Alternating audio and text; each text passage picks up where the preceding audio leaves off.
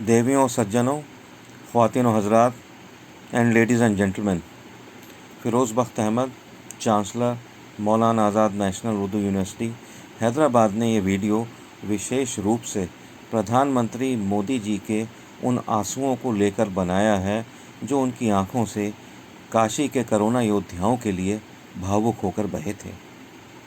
साथ ही साथ ये वीडियो उन बेदिल और बददिल कांग्रेसियों, वामपंथियों व विरोधियों के लिए भी है कि जिन्होंने इन आंसुओं की भावुक श्रद्धांजलि को क्रोकोडाइल टीयर्स पीआर बनाने का प्रयास और नाटक बताया। वास्तव में ये उनके अपने कुकर्म हैं जिनकी छवि में उन्होंने मोदी जी को आंका। दोस्तों, एक बात और बताता चलूं, प्रधानमंत्री ने जब जब आंसू बहाए हैं, चाहे वे संसद में ग़ुलाम नबी आज़ाद के लिए हों या अपनी माँ हीराबेन मोदी के लिए बहाए हों कि कितनी क़ुर्बानियाँ देकर उन्होंने उन्हें पाला पोसा, उनके भाई बहनों को पाला पोसा। विपक्षियों ने सदा ही उन पर बड़ी भोंडी और भद्दी टिप्पणी की, बल्कि ये कहना होगा कि अट्टहास किया और यहाँ तक कि खिल्ली भी उड़ाई।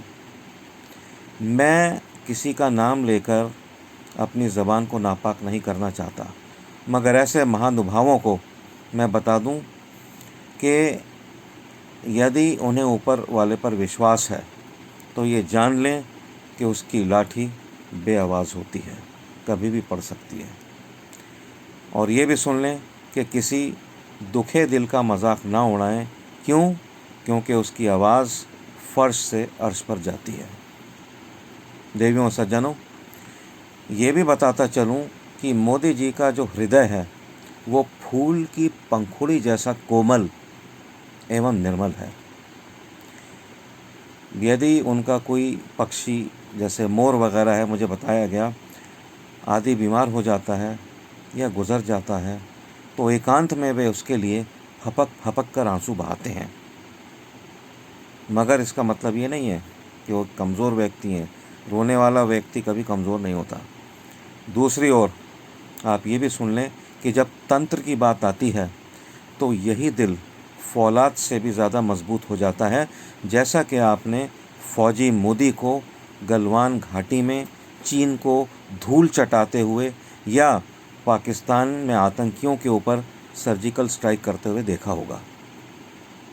दोस्तों, एक बात मैं कहने जा रहा हूँ, थोड़ी कड़वी बात है, बुरी तो लगेगी, मगर फिर भी सभी मोदी विरोधियों से एक प्रश्न पूछना चाहता हूँ।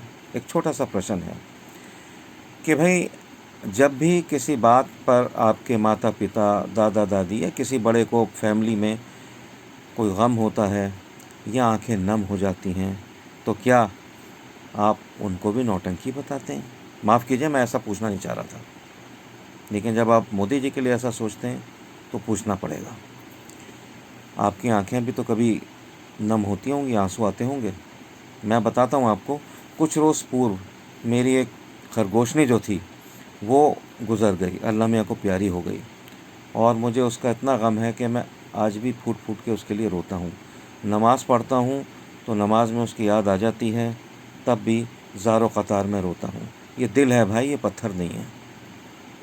और एक बात और सुन लीजिए, मोदी जी का मन तो इतना कोमल है कि वे तो अपने कट्टर विरोधियों के साथ भी बड़ा नरमी का बर्ताव करते हैं। आपको याद होगा कि एक बार ऑनरेबल केजरीवाल जी ने उन्हें मानसिक रूप से असंतुलित बता दिया था। आप सोचते होंगे मोदी जी ने उसका क्या बदला लिया।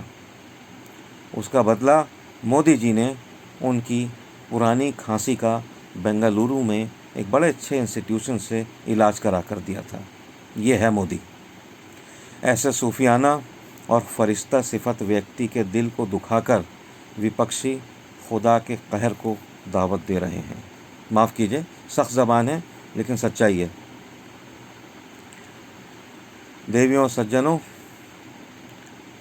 एक बात मैं ये भी बताता चलूँ कि मतलब क्या मैं इसको कैसे कहूँ। हो सकता है कि आप मुझे जो मैं बात कहने जा रहा हूँ मुझे आप कहें कि मैं मोदी भक्त हूँ, मैं इब्नुल वक्त हूँ, या मैं कुछ भी हूँ, या अल्लाह का भक्त हूँ, लेकिन कहूँगा ज़रूर, अच्छी लगे या बुरी लगे आपको। एक बात समझ लीजिए, मोदी जैसा हम्म, मोदी जैसा दमदार, दिलदार, जानदार, शानदार, वज़ादार, सेवादार, वफादार, कामदार और सबसे अधिक ईमानदार प्रधानमंत्री सदियों में, क़र्नों में बस एक बार ही आता है। उसकी कदर करो, उसकी सेहत और लंबी उम्र की दुआ करो। एक बात और कह दूं, जो आपको करना है करिए, और आप करते चले आ रहे हैं, दुनिया जानती है। मेरी अगर कोई बात नागवार गुज़रे तो मेरा फ़ोन नंबर है 9810933050।